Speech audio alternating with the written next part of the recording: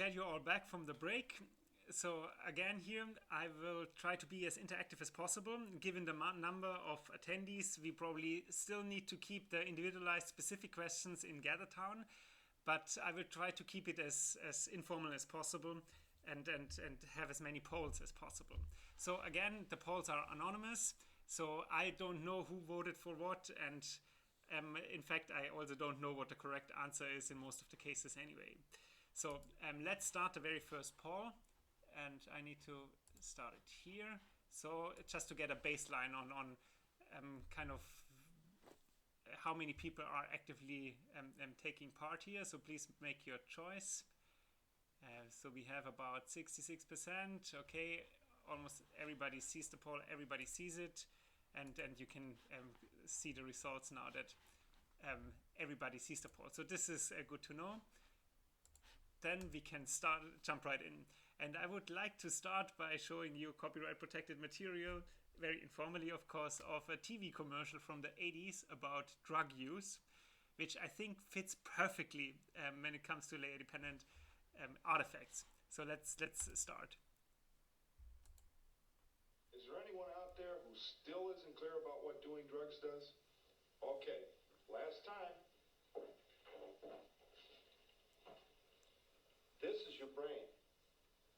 This is drugs.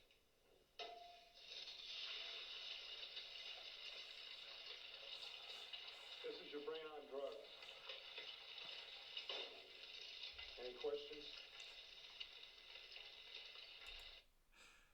So this is your brain. This vulnerable, beautiful thing, right? And this is your brain on layer Fmri.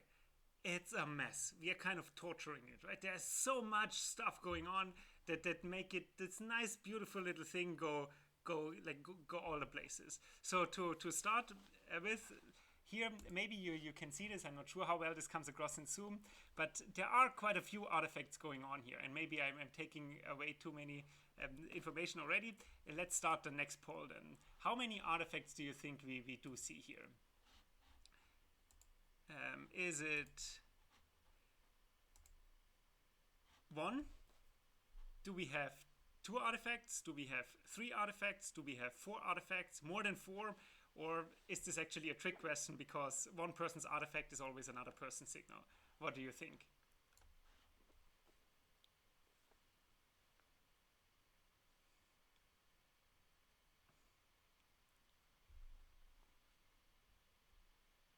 All right, I'm gonna end it there, even though not everybody voted yet.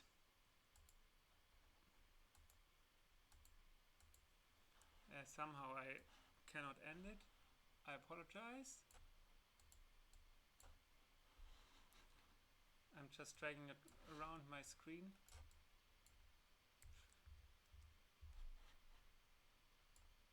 There we go. Now I can end it. And I can show you the results.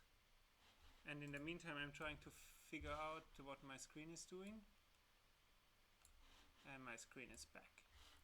All right. So definitely you thought that there are more than 1 or 2 artifacts, and I believe there are at least 4.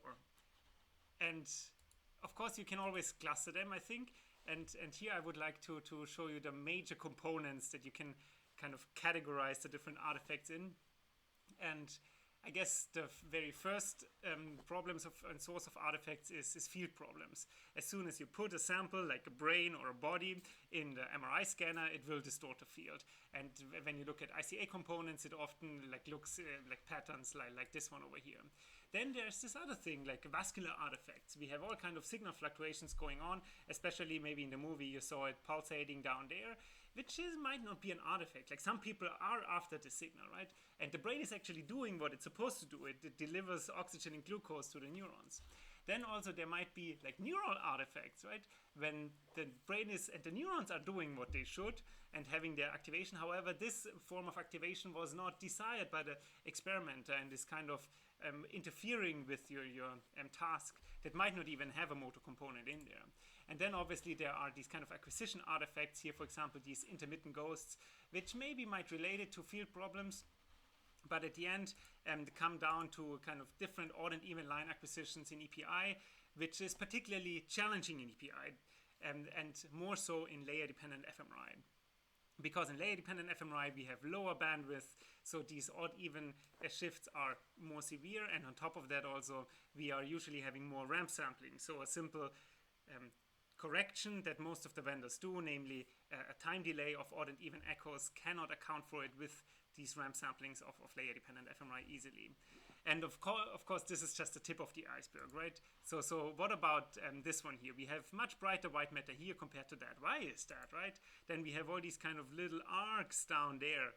Is that supposed to be there? Probably not, right? And why is there signal outside the brain? And why do we have this bright spot over there? So you can go on for ages and ages. There are so many artifacts there. So to get you more interactive and also kind of remove the virtual wall between us, and for me to get a better feeling of which kind of artifacts you're dealing with, I would like you now to just type in the chat box, what kind of artifacts are you most limited by? What are the artifacts that kind of annoy you the most? Or do you have any artifacts that you're usually dealing with? Please, everyone, use the chat box and tell me what your most severe or most annoying artifacts are. Just any keywords. It doesn't even need to be a proper sentence. So we have magnetic field susceptibility, motion, a big one, ghosting. All right, okay. So there are a few very nice ones. So I already know which one to focus on then now in the remainder of the presentation. So now that we know that there are artifacts, we all agreed that there are artifacts, I would like to talk about why we should care about them. And I would like to explain the most important reason why I care about artifacts by doing this little quiz here. So here we have a picture of a lovely couple from a fashion magazine here on footwear and sandals on the beach and whatever. And then you can see the same picture again photoshopped right there. There's something wrong, right? And you all saw this picture now for 5 seconds. And if you don't know this picture yet, it's hard to imagine what was different. And I would like to ask you what was different in the second image. And for that, I'm sorry, I need to go back. You saw it. Okay, I will try to start a poll, which I need to do here by starting poll number 3. And please give me your response. What was wrong in the right picture? Was there something not wrong, or was everything all right? Would be the first response. Then was the left person shorter in the right one, or is the height of the right person altered, or who was the left person again? Give me something.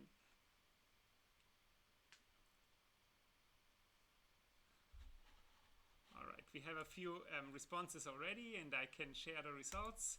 So you see that it's a bit distributed, and the concerning point might be that those are completely different people, right? So when you don't know what to look for, kind of the human psychology often is not very helpful.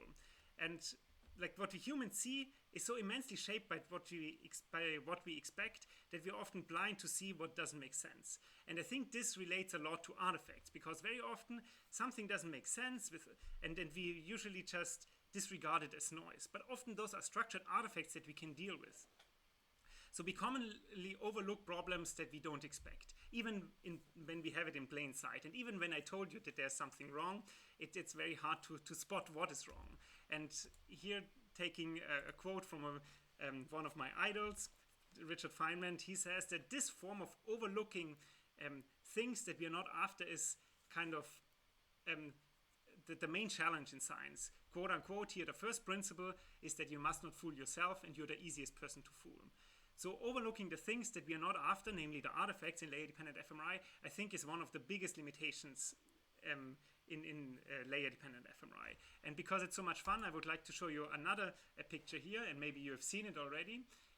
This is a picture of a brick wall, and there's something wrong with it. And this is a picture that I used in my grant application, which is paying my salary right now, so I'm very thankful for it. And it's showing you an artifact in plain sight that you kind of need to be trained to look out for. So I'm not sure how many of you know this image and see a cigar sticking out of the brick wall, but let me lower the brightening in the background. So now you see there's a cigar, right? If you don't know this image, then it's harder to see. As soon as you've seen it once, that there's a cigar, you cannot unsee it anymore. And this is the thing and the reason why we should care about artifacts. Because and now that you saw the cigar once, you cannot unsee it. Now you can stick it out of the brick wall if you're after an image without a cigar, right? But you need to have the capability and you need to be trained to see the artifacts in the first place. The next reason, the second reason why we should focus on artifacts is because it's fun and adventurous, right? The popular stereotypes of a scientist is something like that, right? Those are adventurous, right? They invent stuff, they build stuff, they make things go bang, right? And they have igniting idea and great solutions. Now, hand on your heart, in your daily routine of the last month as a scientist, how often did you really feel like an adventurer, right? How often did you feel like the early scientists of Fmri, right? They took their own blood and they tested their ideas, right? Probably not so often. We are becoming bureaucrats, right? We are becoming overly regulated. We worry about scan time because it's quite expensive, right? We worry about like ethics and research proposals, and we fill out at least 4 forms before we do every scan. And then we have legal issues, right? We need to worry about, how do I get the sequence? Am I allowed to share it even, right? And then when we have cool new results, we still get to the next challenge. We need to describe it right. We cannot just talk about it, right? We need to worry about BIDs validator. Do you think those people here, they worry about BIDs validator? Probably not, right? So we are not the scientists that we want to be, unless we are artifact hunters. Because as soon as you work with artifacts, everything changes, right? There are suddenly things like development time. You can just go to the scanner and test crazy ideas that might not even make sense just because you're working on artifacts, right? Then you don't need to worry about the ethics too much even. Like in the most regulated institutions, like the intramural program of NIH, there are things like technical scan lists. You just scan each other and try something real quick.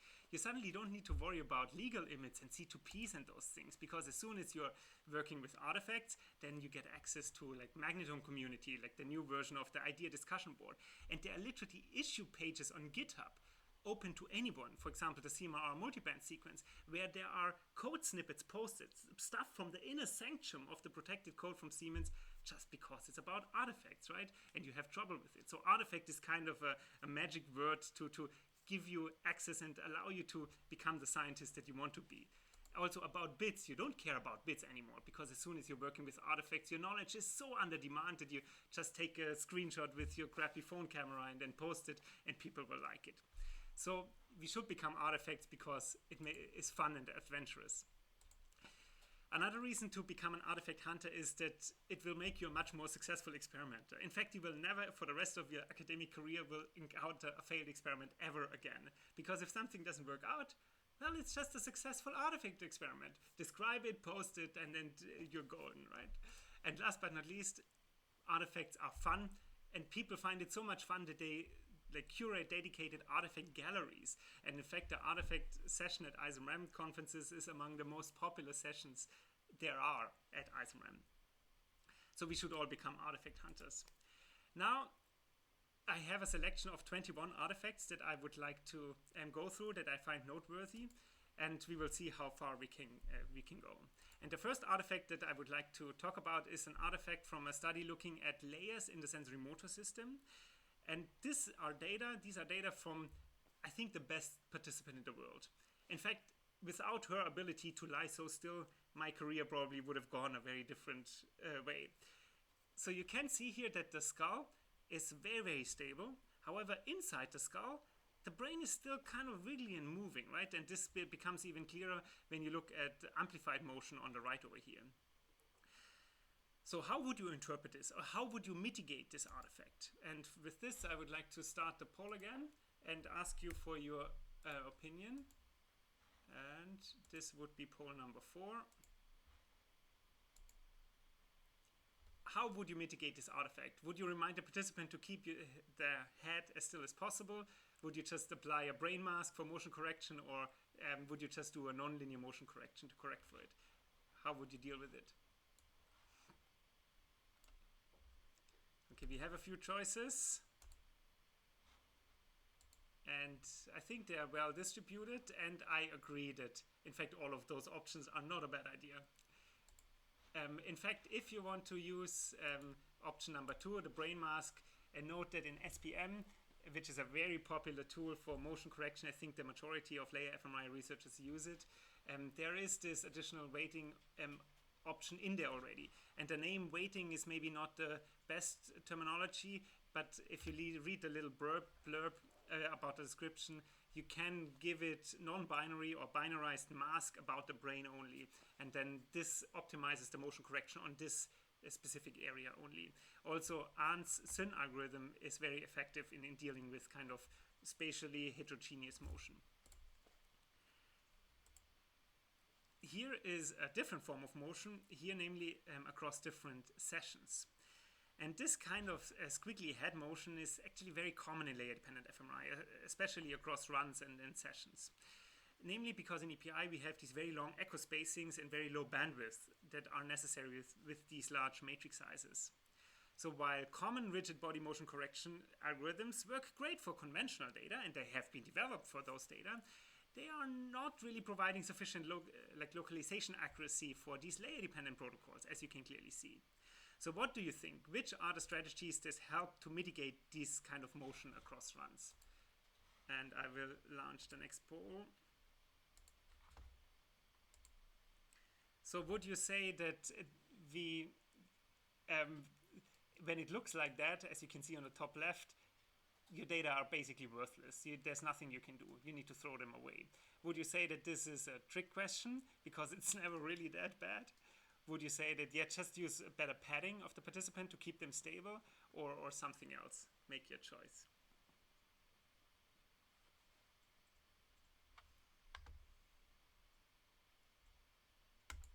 All right, we have responses, and I think most people would do something else. And I'm still not decided on what I would do, probably also something else. And oh no, I cannot unshare it again. Sorry, I need to figure out how. Stop sharing. There we go. All right, so the things that I did so far was, of course, use proper padding, and I like these inflatable cushions a lot. And on top of that, also use a nonlinear motion correction, especially the SYN algorithm, which is still not perfect. However, you can see that the number of unusable voxels is reduced from maybe something like 40, 50, 30% to something like 3%. And of course, there are still these shadings that survive across runs for sure, and those are mostly coming from the different reference data, the different grapple reference data, or different navigators, and usually don't really limit our sensitivity or functional activity within runs, because they are very stable within runs, only vary across runs. So here we have the next artifact that was spotted from Sri Kashyap while scanning myself after a very long run.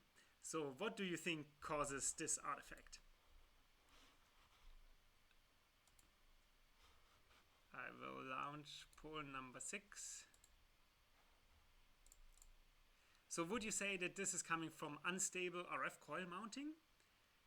Would you say that this is due to sneezing at the end of the scan? Would you say that this is due to air leaking out of the inflatable cushions that I just showed? Or failing gradient connectors like at the back of the scanner, because again, I was pushing it too much? Make your choice, please.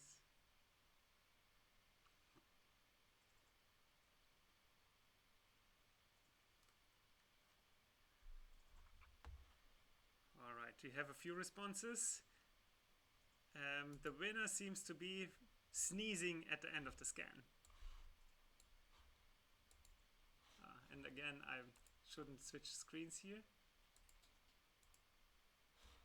Stop sharing. All right.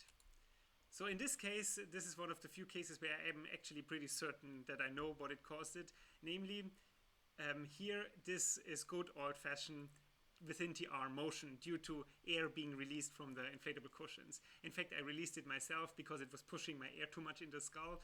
And luckily, here we acquired the MP2 range data with FAT navigators, namely with the sequence that is kindly provided from Cardiff. where you can export the Twix data and quite conveniently also push it through a MATLAB recon to recover most of the corrupted data. Here we have another artifact that I think in most MRI and Fmri can be ignored, but for layer imaging, because it's kind of a specific layer artifact.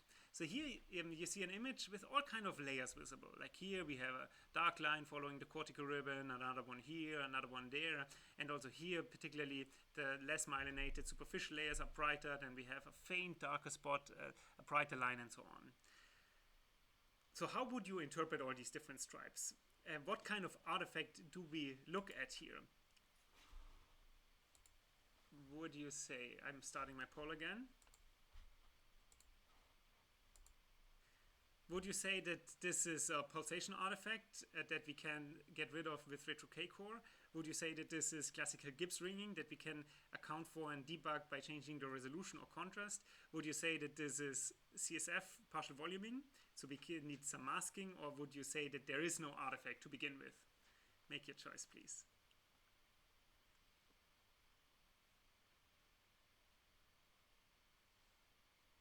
I'm waiting for at least one more. All right. So it seems to be that most people think this is no artifact at all. And it is indeed a very tricky one. However, as soon as I change the resolution here, you can see that some of the layers survive and some of them don't. Especially here, those dark lines seem to survive. However, this little ring stripy patterns here seems to be different. And this tells me that Gibbs ringing is at least playing part of the explanation story here. Because in Gibbs ringing, it always and exclusively occurs when you have edges, like dark signal to bright signal, like we have here. And then it overestimates the edge by having a 15% larger signal at the first voxel, then 15% or 15% underestimation at the next voxel, and then 15% of 15% of 15% overestimation at the next voxel. So Gibbs ringing is kind of voxel specific. So as soon as you change your resolution, the ringing effect or the frequency of the ringing changes a lot. And you can see here that the brightness of the superficial stripe is changing in thickness, which suggests to me that Gibbs ringing is involved. Another option how to hunt down Gibbs artifacts in layers is proposed by Slayer Robert himself, namely by manipulating the strength of the signal edge. For example, by comparing the occurrence of these layers with different contrasts. For example, here comparing turbospin echo with flash, where you see that here in congenitally blinds, we have this layer following the cortical ribbon. However, the edge, for example, due to very bright superficial peel signals, is altered in TSE compared to flash due to the different sensitivities of large training veins, which might also be a very useful way to hunt down Gibbs ringing. Here we have another beautiful artifact that is quite common and unique in layer-dependent fMRI. And here this is a conventional 3 EPI readout with barely sub-millimeter resolutions and quite taxing working memory task. When you do your activation maps, then you end up with activation patterns like this. So what do you think causes this kind of activation pattern? And I will start the next poll.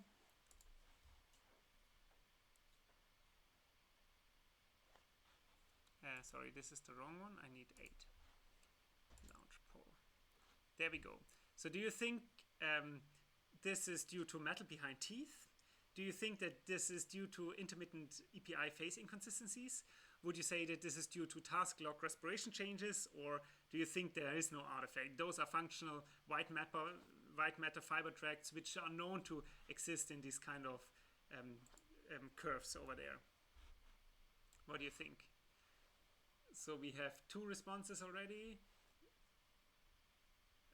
2 more. 3. All right. Then I share the results, and it seems that you are pretty much undecided between intermittent phase inconsistencies and task log respiration changes. And I, in fact, think that it's both of them.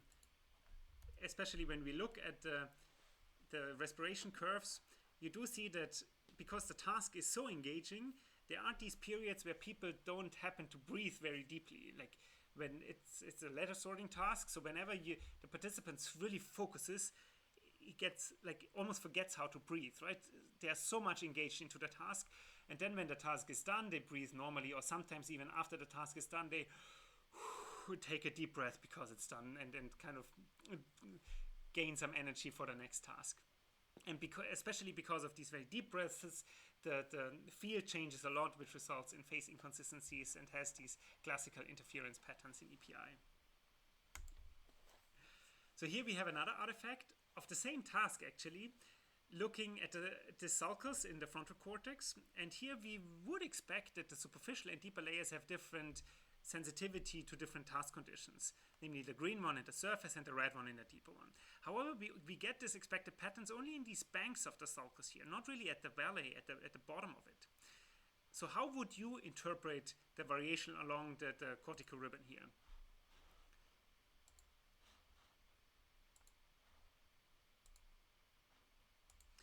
Would you say that this can be neural? After all, we do know that not every column is doing the same thing, right? That would be quite redundant. Or would you say that at the valley of the sulcus, we have a higher chance of finding large veins, so we have more vein interference or susceptibilities? Or would you say that this is a classical orientation effect of having curvature of the different cylindrical vessels following the cortical ribbon here?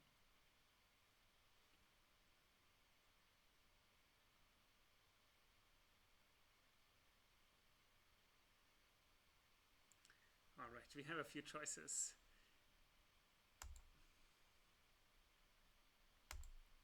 So it seems to be that most people think that this is due to a higher chance of veins. And I think we can try to figure out what it is by looking at auxiliary data from the same participant here, namely, for example, looking at vaso, which is not believed to be a susceptibility or vein effect, but a blood volume contrast. And you can see that there's less variability across the cortical ribbon. However, it's more noisy, so it's barely exceeding the detection threshold, so it's hard to tell. Again, Laney might help here for especially the column generation in Laney. Looking at the columns along this cortical ribbon, you can kind of look at the area between the black circle and the blue star, and you see that right between the black circle and the blue star we have this divergence. And this is right the location where we have the strongest curvature change, having the kind of cylindrical vessels either perpendicular or parallel to B0. So this might definitely be one potential explanation. However, as we look at the minimum intensity projection of the bolt, you happen to see that there's exactly one large draining veins. So both the veins and the orientation might be good examples and explanations here. So if you do your layerification in Laney's LN2 layers using the minus streamline option, it will spit out conveniently a nifty file with coordinates about the streamline. So it will spit out 3 nifty volumes with the 3 coordinates of the streamline, which then easily allows you to investigate whether you have this bias. So you can basically project the vector onto the direction of the external magnetic field and then plot your bolt signal change as a function of the angle. And then you will see if you have that artifact, and if so, how big is this artifact? Maybe you don't have it in another option, in another contrast. And also, if you have it and have the assumptions to do so, you can even try to regress it out. The next artifact that I wanted to show you is a very classical example of multi-band interleaved acquisition with silent gaps, giving us these stripy patterns.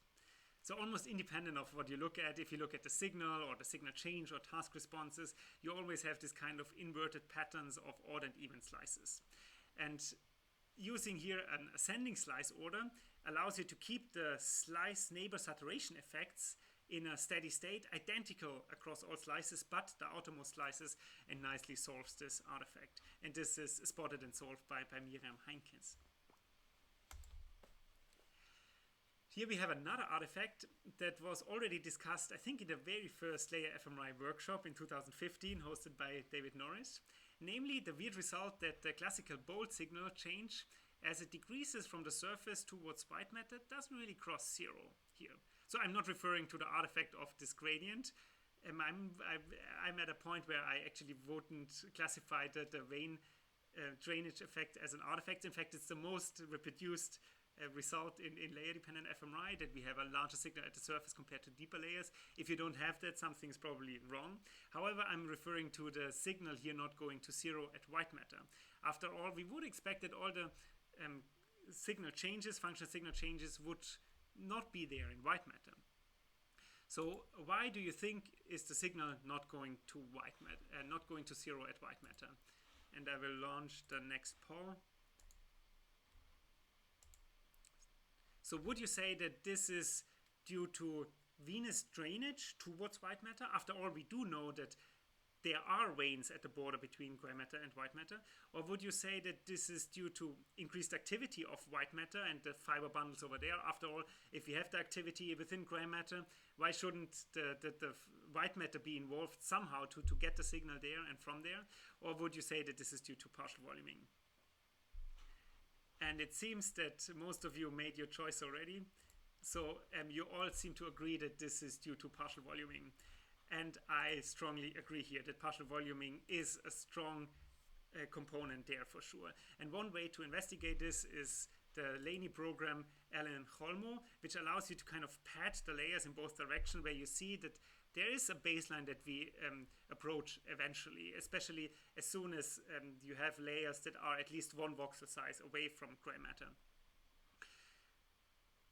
And this is also particularly visible by referring to the maybe sometimes underrated, very nice non-human animal results in the literature. For example, these 250 micrometer results, where you do see that for those very high resolution layer dependent data, the ratio or the difference of the signal from superficial layers to deeper layers is different by a factor of 10, which we rarely have in humans. Even for the super thick motor cortex, where we have up to 6 voxels across cortical depth, this is more in the range of 2 to 6, the ratio of the superficial to deepest layer.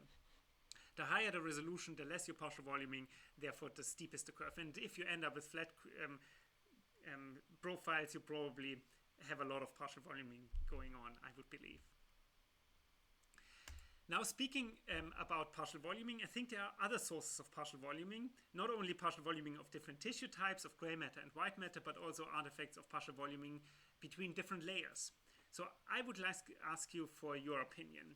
What do you think, which kind of resolution do we need to best separate, for example, a feedback layer, layer 2, from a feed-forward driven layer, layer 5C in the standard case of the visual cortex?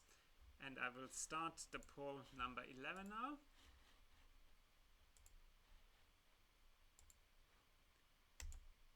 So would you say that 1.5 millimeter is enough? After all, if we know the partial voluming, we can just model it, right?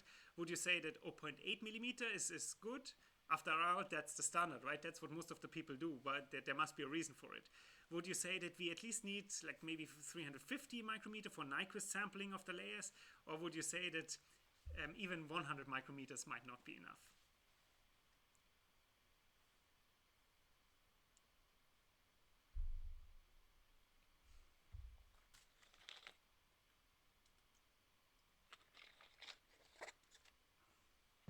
Okay, so I think few people seem to think that 0.35, it's suspiciously specific, right? Might be the golden number. And I think again here we can refer back to the underrated non-human animal literature. Here, for example, looking at a monkey visual cortex, seeing these two stripes for a rotating stimulation paradigm for different resolutions. And you can see that for 0.3 millimeter, we can separate two peaks from each other. The upper input and the rather deep in animals feed-forward input layer 4. However, the dip is not really going down a lot, right? So high resolution might probably still benefit us. As we go to 0.6, it's getting hard, but you still see two peaks at 0.8. It's definitely not two peaks anymore, but still you might be able to identify that this is not just an inverted U, right? There's a kind of shoulder going on here. So there's still information about the two different layers. It's just like hidden under partial voluming. But there's still information in there. So I think your choice of 0.35 might be a good number for really like Nyquist sampling those. So here we have an artifact or a data set for that matter, that I think is one of my favorite ones because there are so many different manifestations of the same problem. So here, you see in this part of the brain, we have kind of within voxel dephasing, that even for the 3D EPI that is shown here, this cannot be recovered. Then we also have these kind of artifacts there, like which I call partial Fourier voids, which very often occur with partial Fourier and B0 inhomogeneities. And then we have these kind of stripy or maybe prison bar patterns, which usually come from very faint grappa ghosts that alternatingly interfere in phase and out of phase, constructively and destructively, to end up with this pattern. So we have all these nice artifacts within one data set. So what do you think makes the two different images that I'm flipping back and forth so different?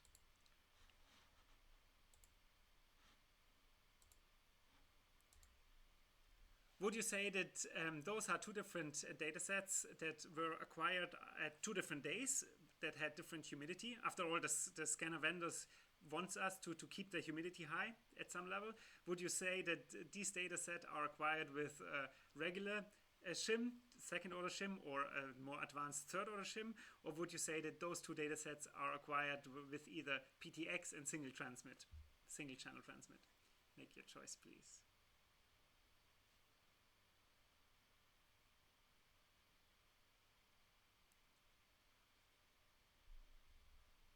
All right. So it seems that most of you think that this is a shimming problem. And I'm kind of alluding to it already by referring to B0 inhomogeneities. And this was done with different second and third order shim that Chris Wiggins from Scanexus kindly provided and made it conveniently usable for us. On the new Terra platforms that many of the attendees are using, this is in most cases already natively included. Already. So when I talk about artifacts, I also need to talk about tools and weapons to hunt them down, right? So what do you think is the most useful weapon as an artifact hunter? Because the answer might surprise you. So for example, let's picture the single most famous artifact hunter itself, Indiana Jones. What is his most effective weapon? Let's look.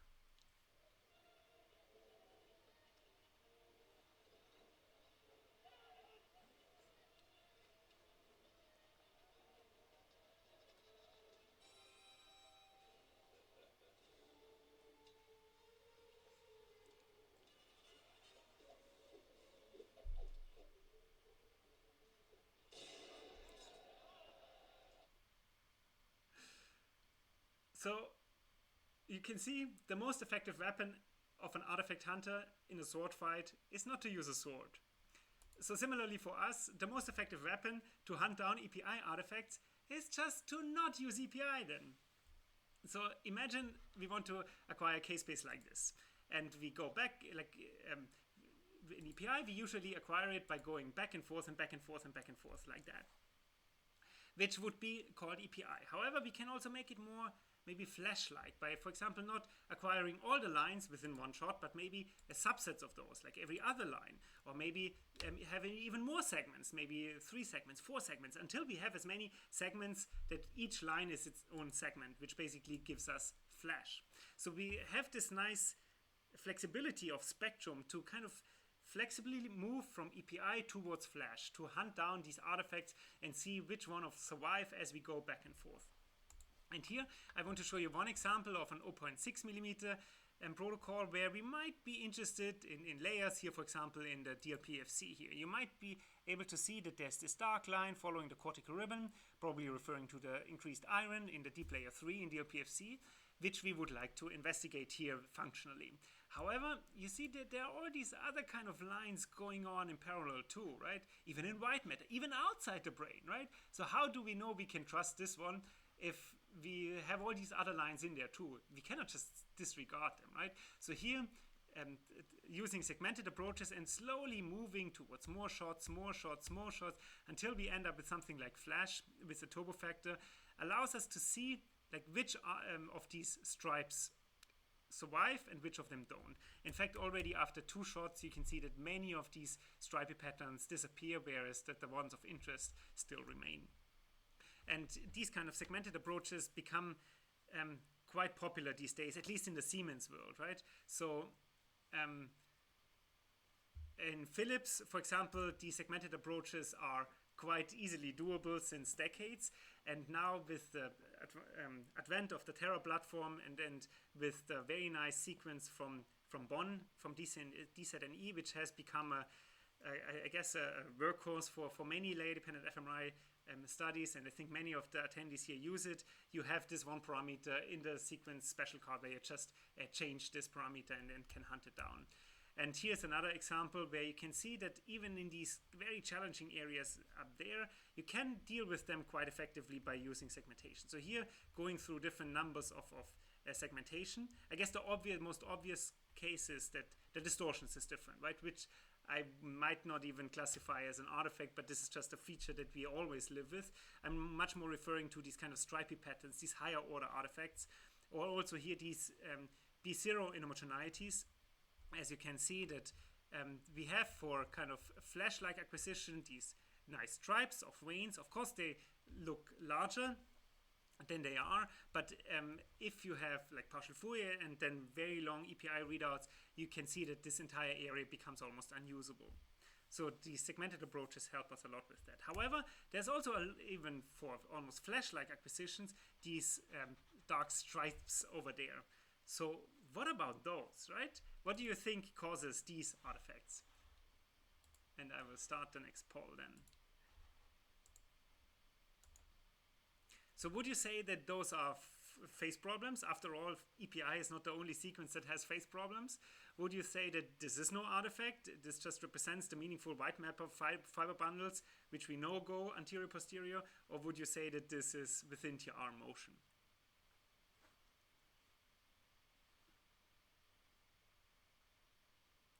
Okay, it seems that most of you made your choice already and agreed that this is phase problems. And those phase problems, of course, can be in combination with motion, for that matter. In fact, for kind of crushed or even steady state balanced flash acquisitions, we usually have similarly stripes in there. And I know that those are artifacts because they don't seem to be very reproducible across different repetitions. And somehow my GIF animation is not working, so I will restart the slide real quick. Usually then it starts. Now at least for the top one it seemed to be working. I will restart it again. My apologies. Okay, it seems to be broken. You see these kind of dark spots going on, which is not very consistent across the different repetitions. So that's why I'm sure those are artifacts. And of course, some of them are real. For example, here some nerves and fibers, the optic radiation clearly is visible in flash. However, on top of that, the blue arrow here shows that we have additionally artifacts of these kind of shadings there too. So when I discussed with Avinash about the content of this workshop, Avinash explicitly asked me to kind of focus on aspects that allow users to quote-unquote advance the results.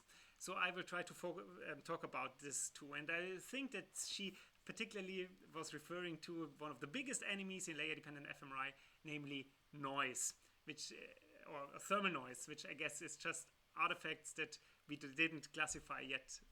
So one very effective way of dealing with noise, specifically when you have large areas, is layer-specific smoothing. As you can see here, as soon as we even have small smoothing kernels, the signal activity nicely follows the cortical ribbon. And of course, some of the stripiness here might be inferred due to the smoothing, but still you have the layer-specific localization specificity here done with Allen layer smooth. Another approach to deal with this kind of high noise level is to selectively, exclusively focus on signal fluctuation components that cannot be described by certain assumption about thermal noise. So here, for example, using a PCA-based approach and then only looking at signal components that do not follow the thermal noise assumptions about Gaussian noise distribution. Here shown for 0.5 millimeter resolution run of 30 minutes, which really boosts your set scores because you reduce variance. Another approach, or another thing that I would like to mention with respect to noise is that very often the task design can be optimized quite a bit by considering the time frequency domain of the noise. So this is particularly the case also for kind of cognitive tasks with these random task ordering. So for conventional fMRI, you usually get a frequency spectrum looking like that, where we have this classical 1/f noise that people sometimes consider as a like low frequency drift, scanner drifts or whatever, and then it is taken care of by filtering. Then we have these additional physiologically induced peaks and aliasing thereof. Now for layer-dependent fMRI, we are even more challenged in the sense that we don't really have these high frequency domains over there because we have longer TRs, and on top of that we cannot really use the frequency domain in the range of 6 to 10 seconds because at layer specific resolutions we are usually at the regime where individual voxels have different vascular compositions. For example, more arterial weighted, more venous weighted. It's not just averaging each other out. This means that we have very different hemodynamic response functions. And since we are usually interested in the different layer-specific neural components and not just the vascular difference of HRFs, we cannot really easily interpret the time domain in the regime of 6 seconds. On top of that, however, we can also not really interpret the signal in a lower frequency regime either, because there we have hugely increased signal drifts, mostly due to the fact that we have lower bandwidth, so any kind of signal drift is just increased. On top of that, we are driving the gradients a lot. Temperature is changing. We have a lot of low signal drifts that easily take over the major source of variance. Meaning that we end up with this very narrow frequency window where we should put our task in. And this has some implication for our task design. For example, when we use kind of random event ordering, that we have one condition, then another condition, then another condition, and so on, and we flip back and forth in a random order just by chance. We sometimes have more conditions on one, like more trials on one condition than another. So, for example, for this period over here, we are having a different frequency sensitivity of our task compared to other times. This means that we don't have one frequency of the task, but actually a wider frequency spectrum. And in fact, here having many task conditions for one condition back to back puts us into a frequency domain where we are really dominated by low frequency drifts. And in fact, even when you know where to look for it, the task-induced signal changes are really hidden under these huge variances due to low frequency drifts. So by the simple trick of just manually sorting these random events to a more kind of narrow frequency band allows us to much easier separate the task-induced signal changes as opposed to the low frequency drifts. The last point that I want to mention with respect to noise artifacts in layer-dependent fMRI is related to the fact that we are usually dealing with SNR values in the lower area of the double-digit regime. So it matters when you do averaging or when you do any kind of nonlinear operation on those data. Like we all know that 1/A plus 1/B is not the same as 1/A plus B, right? This has implications for us in analysis because it means that the average of a normalized signal is not the same as the normalized average signal, right? So usually in layer-dependent fMRI, we have noisy data, so we have multiple runs that have multiple trials, that have multiple trial conditions, then we have multiple voxels in each layer, and then often even multiple time points within each task condition that we can average, right? And so it matters if we kind of do our activity quantification in the most noisy stage right after, for each individual raw trial, or if we do it at the end after averaging a lot, because the denominator here, here if we have a noisy denominator, it results in noise amplification. So the more we average before we do any kind of normalization or anything helps us a lot to get these error bars down and get a cleaner signal. So here doing the quantification at the very end, even after averaging across different voxels within layer, and then here doing the quantification at the raw trials has a huge implication on how clear the different time courses in the upper and deeper layers become. So it makes sense to average as late as possible. Here I would like to show you another artifact that I see in many papers, and I'm really not sure how big a problem it is or how to solve it for that matter. So here you're looking at a 0.6 millimeter a visual experiment acquired in Glasgow, where we have kind of these nice activation maps, and then we would like to extract signal traces or layer profiles and maybe interpret this little bump over here for different task conditions. The challenge, I think, is how do we convert these kind of activity maps into a layer profile? And one very popular approach that I'm seeing a lot is to take a statistical significant score and only extract signal and pool signal from voxels that are inferentially statistically significant, which I guess makes sense because those are the voxels that we trust the most, right? They are significantly active. However, those are also particularly the voxels that have big veins in there, and those are not the voxels in the deepest layer, unless there's happen to be a big vein in there. So we might introduce some layer-dependent sensitivity bias in there, or even a vein bias for that matter. Now we can also use a kind of column-wise selection criteria, for example with LN2 column mask, and then we might reduce this artifact, but still we are kind of using the signal to select signal, right? So we might still be biased by veins to some degree, and you can see how hugely the layer profiles are affected by choosing these different selection criteria. And there are other approaches out there too, for example, to use a kind of anatomical landmark only, for example, the occurrence of the stria of Gennari or an atlas, which however then might mean that you are including voxels that might not be engaged for the task at all, or might not be engaged in the way you think they do.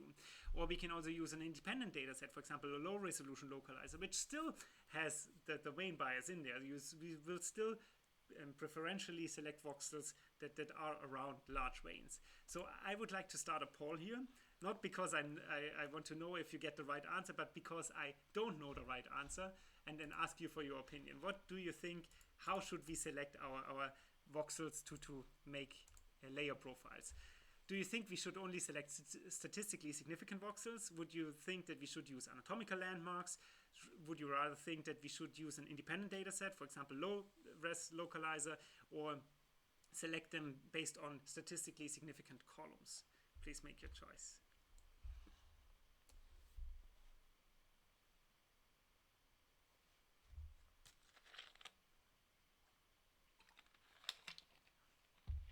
All right, we have some choices. And again, I used the wrong screen. I want to show you the results.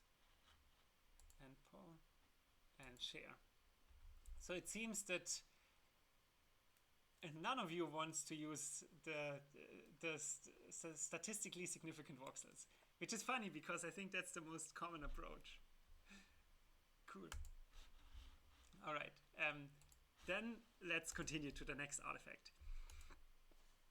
So here this is a quite classical simultaneous multi-slice multi-band artifact. Here looking at a layer-dependent Fmri study for the visual cortex, where we have SMS factor of 2, and you can see that the TSNR map has this abrupt jump. Like the lower slab seems to have a much higher SNR compared to the superficial slab. So what do you think is this artifact, and how can we avoid it? And I will start the poll number 15.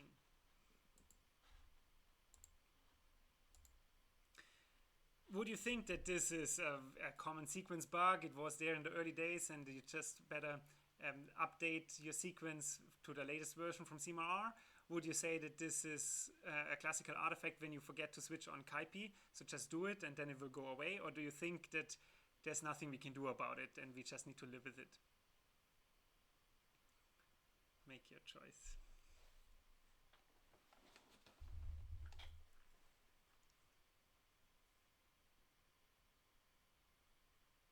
Okay, we have a few choices already.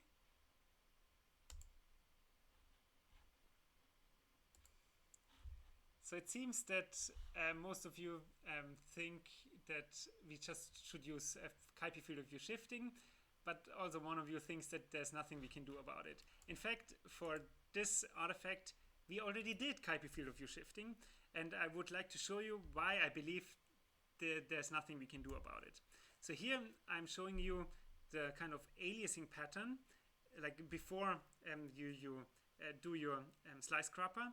So here, without Kuiper field of view shifting, the superficial part, like the upper slab, would fold over to the lower slab like that. This means that the voxel down there, for the upper slab, for the upper slab would come from an area where we have overlaid signal of both slabs, right? We have signal from the lower and upper slab and at this location. So you need to unalias signal from signal. This will result in noise amplification. Whereas for an upper part, like the location over there, where we want to extract the voxel that has the higher SNR over here, there we basically subtract signal from nothing because the upper slab doesn't have any signal there. So obviously we can don't have this noise amplification here. So without Kuiper, it makes sense that the lower slab will have higher SNR compared to the upper slab. Now even when we do Kuiper field of view shifting, now the signal in like the upper part in the lower slab comes from somewhere there, right? We have a half Kuiper field of view shifting. This part of the brain is rather close to the coil elements up there, and there we have quite specific coil sensitivity maps, so we can quite well unalias the different slabs. However, the bottom of the upper slab over here comes from down there now, and this is the center of the brain, right? We don't have good differentiation of the different coil sensitivities, so whatever kind of aliasing you do, it will always result in bigger G-factor penalty. So even with Kuiper field of view shifting, we cannot really unalias the signal of the upper slab as well as the lower slab.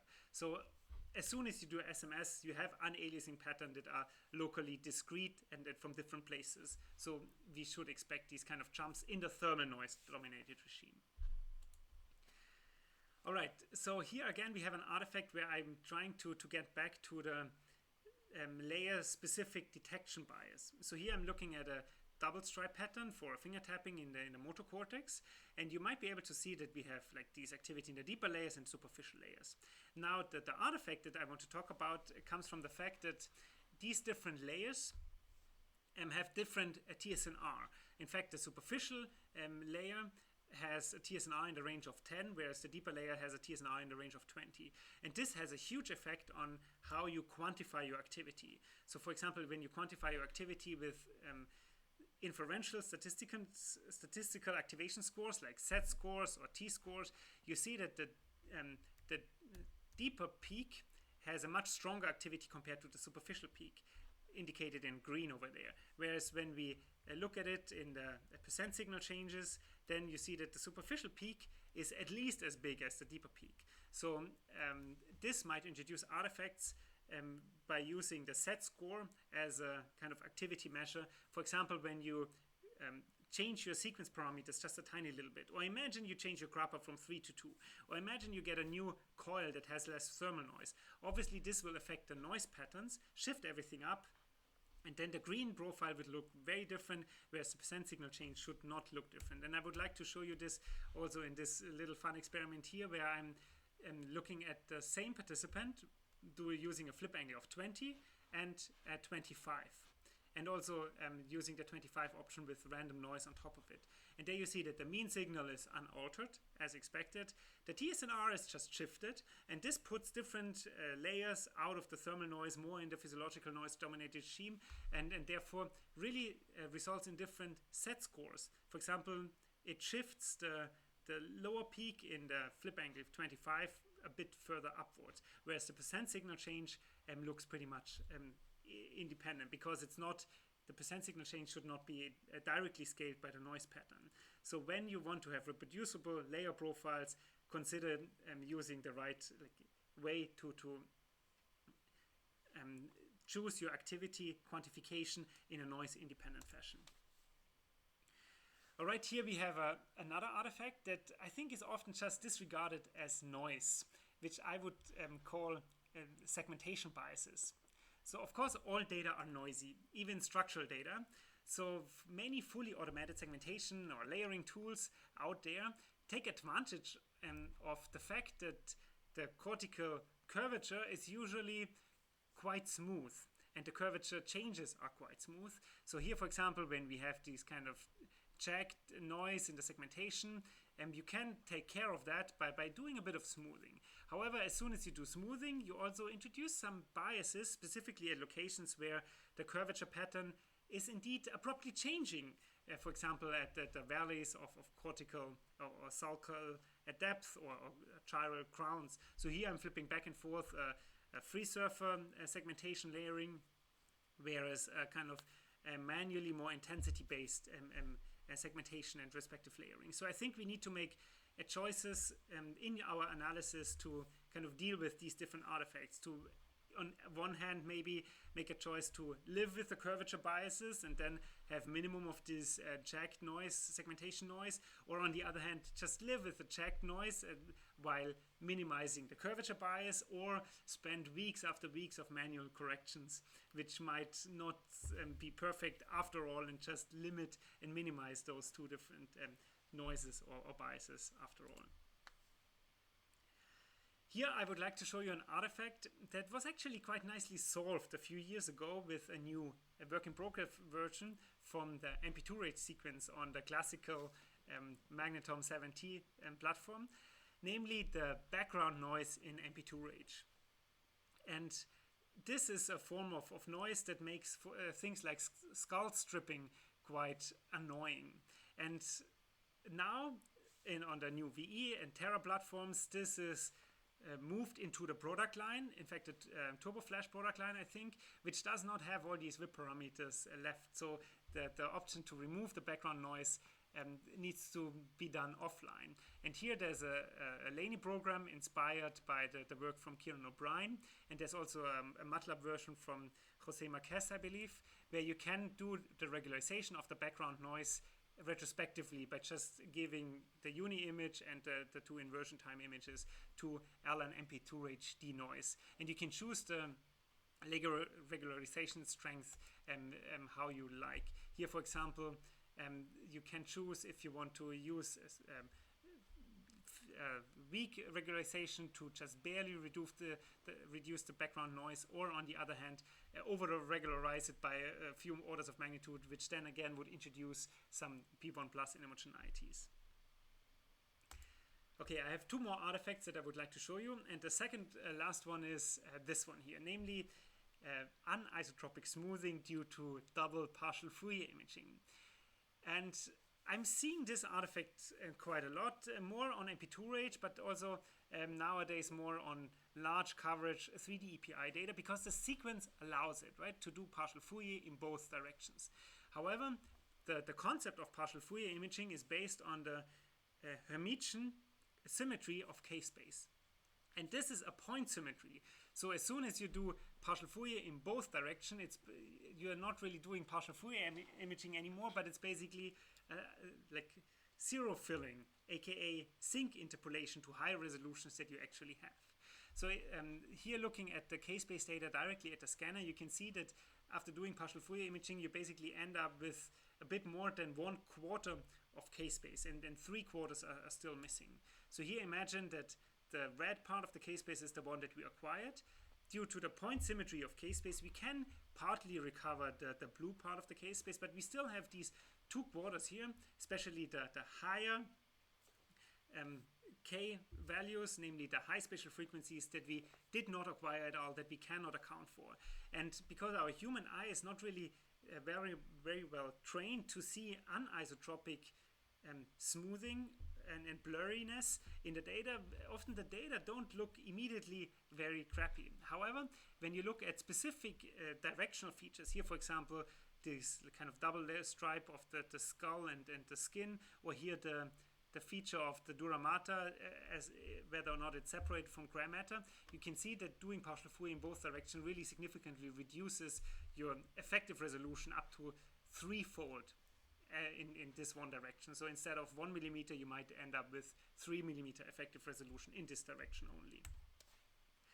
And the last artifact that I would like to show you also refers to MP2 range, name that I encountered with respect to layer imaging, because in layer fMRI we often acquire slab data. Otherwise we would end up with way too long TRs that neuroscientists often don't like. So, and as soon as you use these kind of slab data, you worry about aliasing, fold over artifacts. And there is the sequence parameter called the RF pulse type, which allows you to switch between fast and normal, which can easily solve these data. In fact, when you use the default, the fast one, you can probably only use about 55% of your slab.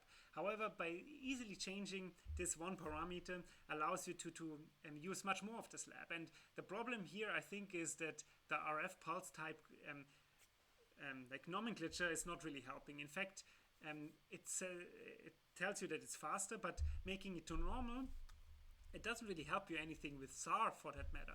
So there's like no immediate clear benefit. Why should I go to normal if I can do it fast, right? The benefit, however, comes with the bandwidth time product of the pulse, which really pushes the fat out there. So know what this parameter does, and then you can also make slabs thinner while using the same amount. And with this, I would like to thank many people who shared their artifacts with me, and I would like to thank you for your attention.